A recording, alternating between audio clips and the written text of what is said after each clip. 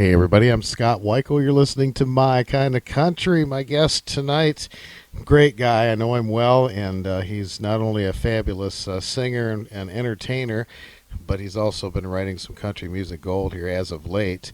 And both for other people and for himself, he's got a brand new song video out, and it's getting a whole lot of attention on all the indie charts. And it's a real pleasure to have him on the show to talk with us tonight, and we're going to play those songs for you. It's an honor to welcome Jerry Collins to My Kind of Country. Jerry, how are you tonight?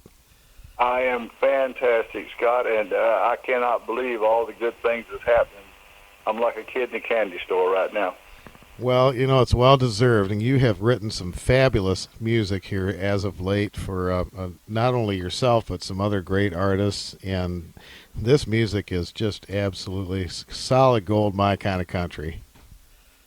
Well, I started using the Harlan Howard theory of three chords and the truth, and we hold it as close to three chords as we can, but the stories I've been writing here lately are true stories, and today, ironically, which you did not know, is the actual third anniversary of the day that the story Life After Death started as of today.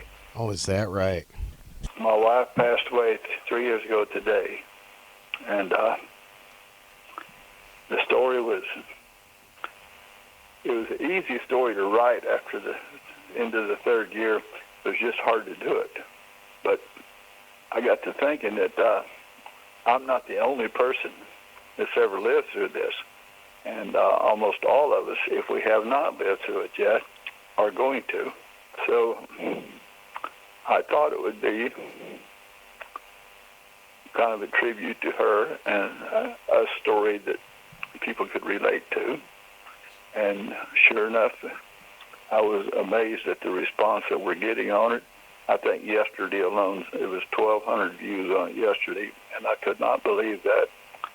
And it just I've never experienced anything just like this. So this is all brand new to me. Well, it's certainly a wonderful tribute to her, and I'm so appreciative that you send me these songs, and we're happy to get them on the air right away. And we've played this song already on the air several times, and we've had so many great comments, and people absolutely love the video.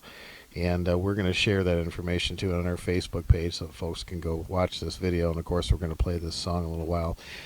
For those of you that don't know, Jerry and his wife Gwen were recording stars back in especially in the 70s. They were on Capitol Records and had some great music out there. And Get Together was a huge hit for them. And you guys were partners for how long were you married, Jerry? Gwen and I were together about 22 years, mm-hmm. and we had retired, and we moved back to Florida, and we bought some fishing boats, and I was fishing down the Florida Keys, and then she wanted to raise some horses, so we went and bought a horse farm up in North Florida, and so later on, I went back to fishing, and she continued to raise horses until she bought her own nightclub there in Fort White, Florida. And so she finished up her life in Florida, and I moved back to Tennessee 32 years ago. And 29 years ago, I started a new, different life, and that lasted until 3 years ago today. And so I'm writing songs and doing things that I came back here to do 30 years ago. But I got kind of sidetracked when I started my new life and started building houses again. So, but now I'm back to full-time writing and doing songs, and this is it's like a rebirth to me. So I can, and thanks to people like you, this has made, I guess, an old man's dream come true. So thanks again. I just can't tell you how much I do appreciate what you all do. Well, I'm glad to see that people are listening to these songs, because they're people put to music, and that's what I love about country music, and I know you do too. It's that the fact that people in some way or another can relate to these songs, and like you mentioned earlier, the story with Life After Death, if it hasn't happened to you, it probably will, or it'll happen to someone who's close to you. What we call country music at one time was called folk music, and it's songs about people. And that's what has made it such a stable type of music, because everybody can relate to it somewhere in their life. It's either a song they grew up listening to or a song they fell in love to with someone. I mean, someplace in your life is a country music song that you feel like it was written for you only. And that's other types of music just doesn't quite get to you like the country music songs do. And I think that's why we're going to see country music go on just forever and ever, as long as there's people. And another one that you did very recently, and there is also a video for that, and we'll share that on our Facebook page too, is another great song called Old Man and the Drunk. Now, the Old Man and the Drunk is not totally about my life, but it's about people that I have known. And there's little touches in there that meant something to me too. And I won't say which parts, but it's a song that most people can relate to, because people always write a song about women, their emotional things, but nobody had ever written one about a man hunting one of his children. And I thought it was about time, that because there is a lot of guys out there that would like to know where their kids are. The Old Man and the Drunk, it's like you're looking in a mirror and you suddenly realize that the person you're looking at is really you. That's the point of that story. He'd been talking to himself. Yeah. Now that song there, you talk about somebody says they couldn't write it down fast enough. I was sitting at the computer one day.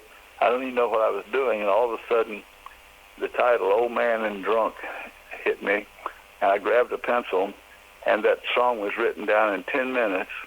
And I did not change any words. All I do is just arrange the lines into verses, and that's the whole thing came in a 10-minute period of time. I've talked to so many songwriters, and that is one common thread that I hear the most, is that they hear the song come to them, and it comes so fast, and the really, really good song seems to always come that way. Well, that one definitely did. I'd heard a lot of stories about Mel Fiddlestone about writing down the words to Detroit City, and Ruby used to told Sonny that he couldn't write it fast enough. Well, that was the experience that I went through with that song. I just could not get it down quick enough. Tell me about the video for this song. Well, the video, that's a funny thing. There's a fellow named Otis Truax, who's a great singer.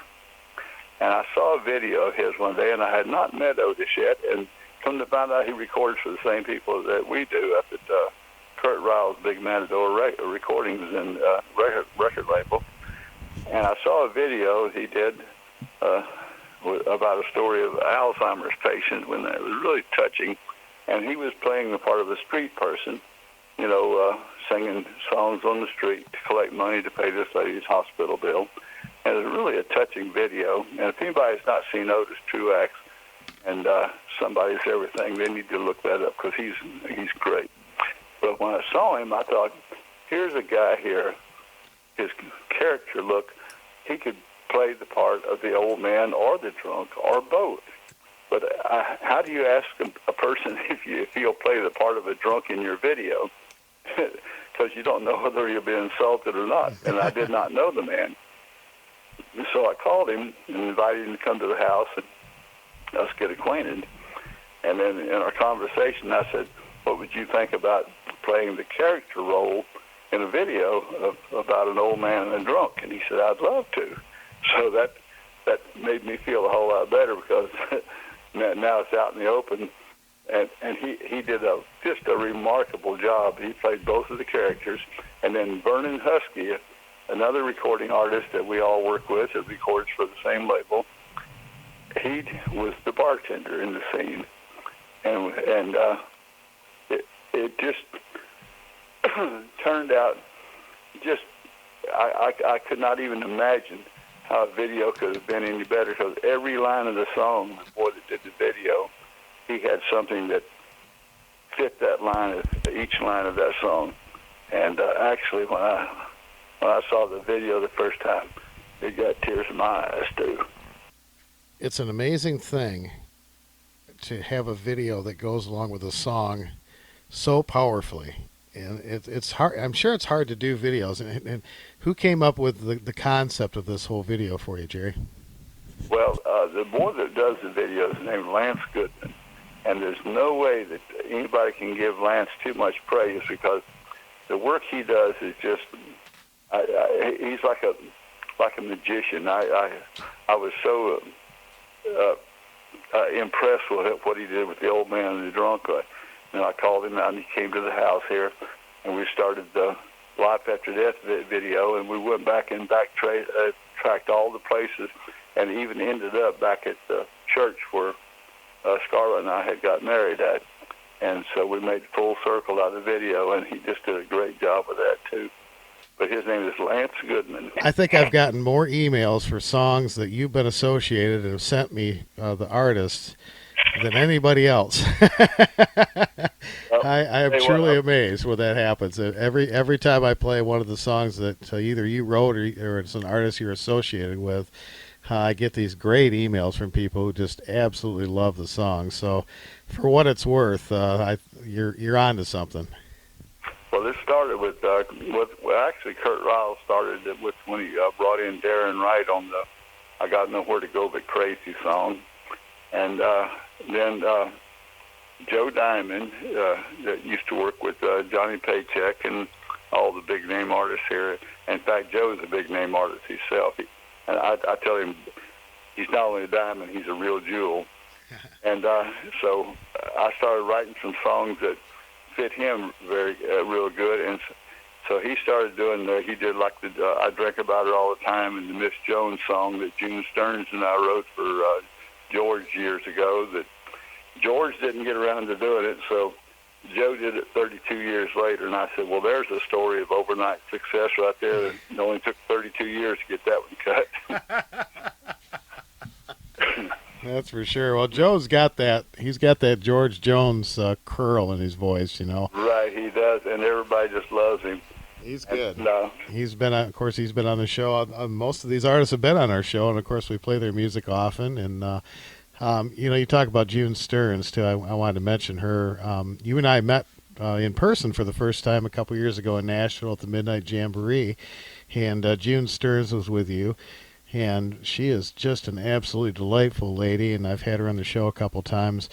You know, I've been listening to a lot of her music lately, going back and listening to some of her recordings.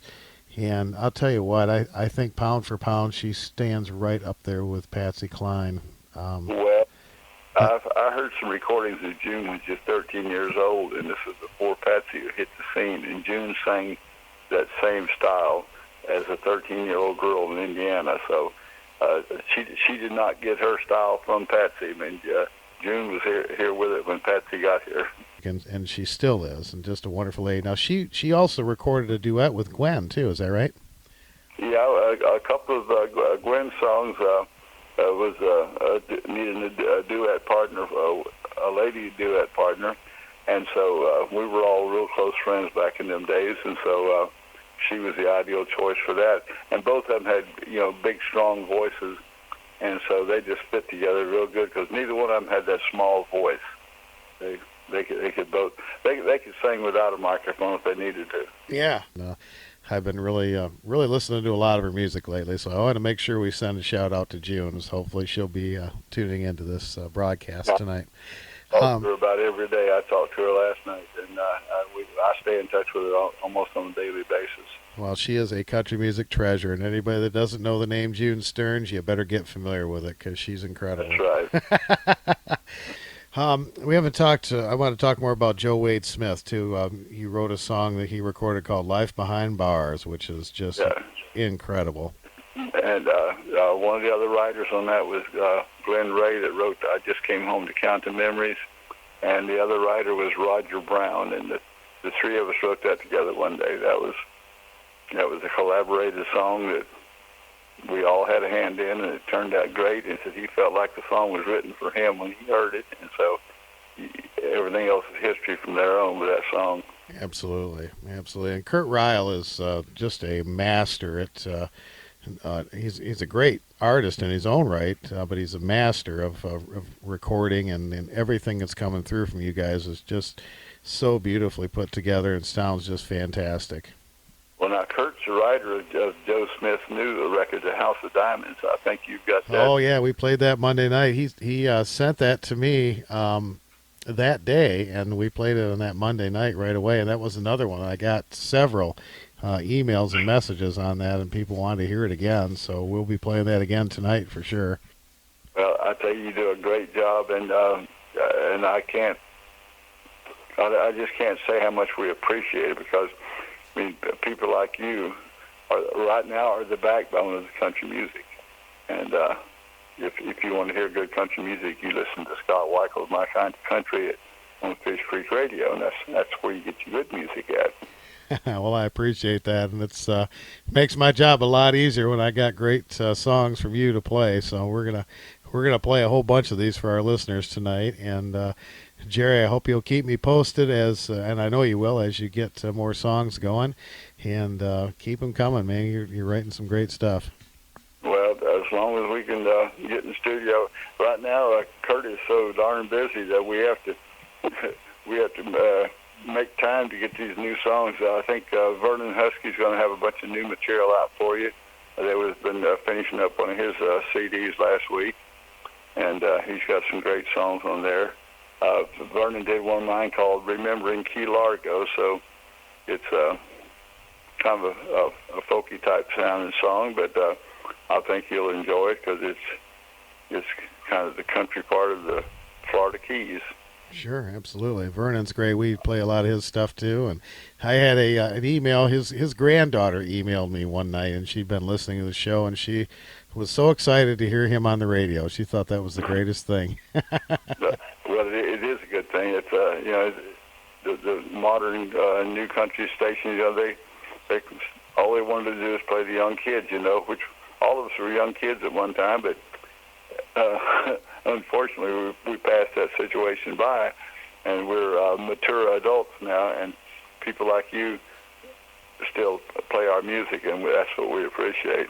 If anybody wants to hear some good country music, tune in my buddy Scott Wikle, and he'll play it for you. Well, I appreciate it. Jerry Collins on My Kind of Country. We're going to play Jerry's new songs for you and some of these other great songs that he has had a hand in writing as well. And we're going to keep the great country music coming your way. Jerry, thanks again for being on My Kind of Country. Thank you, buddy. Anything you need from us, make one phone call and we'll get it to you. Well, I appreciate it. Same goes with me, too. All right, that's Jerry Collins. Here's some fabulous real country music. This is My Kind of Country right here, folks.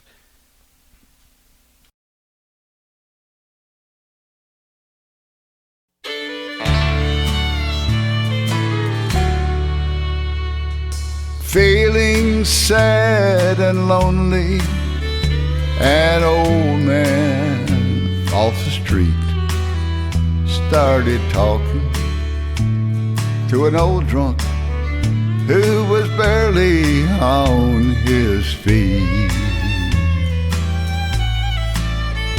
The sadness in the old drunk's eyes looked like a living hell.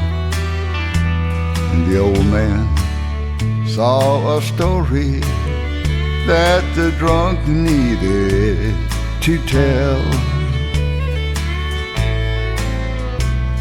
The old man had nothing but time left on his hands, so he thought he'd stop a little while and listen to this drunk old man. He could tell that he'd been tortured and nearly driven mad. So he looked the old drunk in the eyes and he said, "Man, how did you get this bad?" And just like he suspected, there was a woman and a child. the only two things it takes to drive a man completely wild. It seems as though the woman left before the child arrived, and he never knew if a boy or a girl shared the color of his eyes. After 50 years of searching, that all turned out in vain. He turned to whiskey for a friend to help him ease the pain. He felt he'd spent his whole life chasing after ghosts. He spent all those years, shed all those tears for the things he wanted most.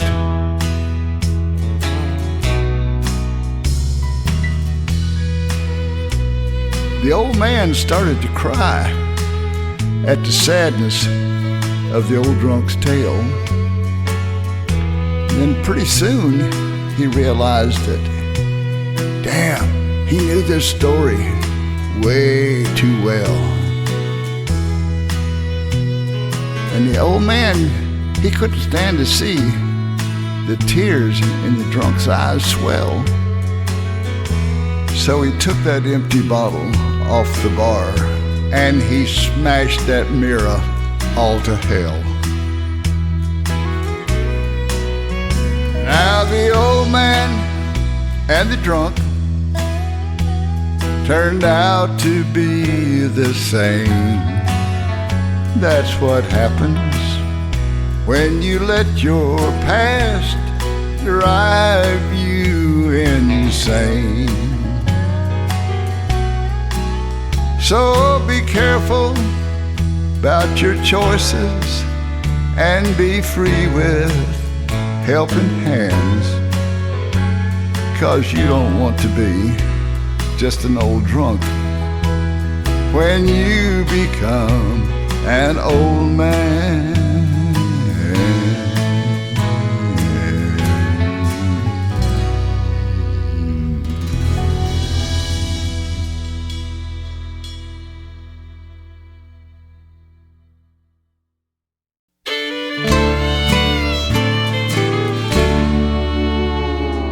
Life after death is the hardest one to live, when no one is waiting home for the love you have to give. It all seems so final, chiseled in that stone, but you never knew how lonely felt till you lived your life alone. The silence of the nights are so loud it hurts your ears. Your head so full of memories that it fills your eyes with tears. You can't see where you're going, and you hope that you don't fall. 'Cause this life after death is the hardest one of all. The promise of forever was all we had to give. And who knew life after death would be so hard to live? We never dreamed in a million years how soon it all would end. and how lonely life was gonna be when you lost your one best friend. Now I'm living and I'm dying, one breath at a time. This lonely life I'm living, Lord, it's the killing kind. And then you realize you have nothing left to give, and your life after death is the hardest one to live.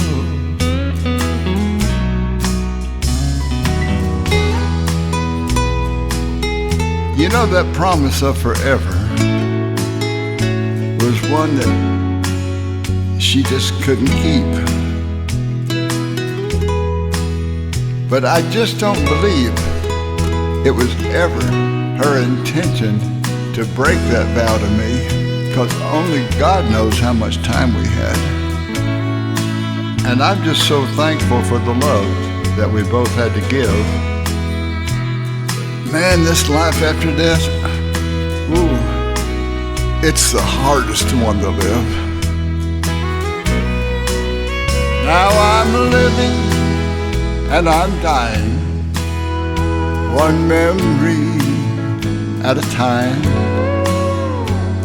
This lonely life I'm living, Lord, it's the killing kind.